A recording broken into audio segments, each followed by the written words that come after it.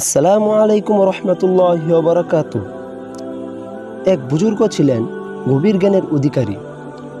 আল্লাহর মারেফাত ও প্রজ্ঞার ভারে তিনি সর্বদা অবনত থাকতেন। মোট কথা, তিনি ছিলেন একজন কামেল ওলি, কিন্তু ছিলেন খুব গরিব। একদিন তিনি একটি শহর অতিক্রম করে যাচ্ছিলেন।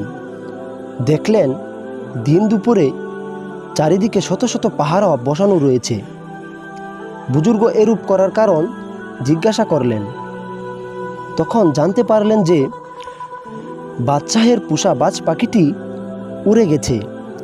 সেই জন্য বাদশাহ হুকুম দিয়েছেন যে শহরের সমস্ত দরজা বন্ধ করে দেওয়া হোক, যেন পাখিটি শহর থেকে বাহির হতে না পারে।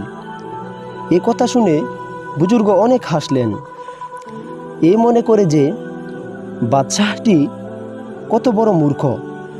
পাখির আবার দরজা দিয়ে বাহির হওয়ার কি দরকার? পাখি যদি খাঁচা ছেড়ে আকাশে উড়ে যায়, তবে শহরের গেট বন্ধ করে তাকে ঠেকানো যায় না।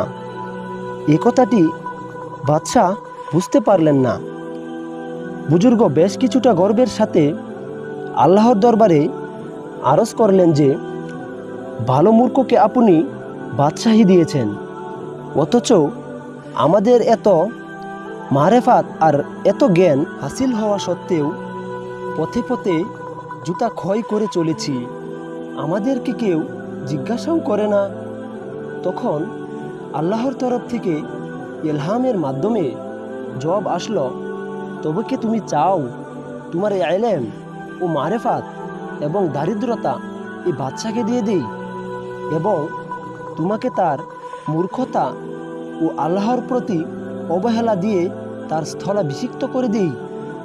এই কথা শুনে বুজুর্গ কেঁপে উঠলেন এবং সঙ্গে সঙ্গে সেজদায় পড়ে গেলেন এবং বললেন, আমি কখনো এরূপ হতে রাজি নই। আমার এই মারেফাত, আমার এই এলেম 7 রাজার ধনের চেয়েও মূল্যবান।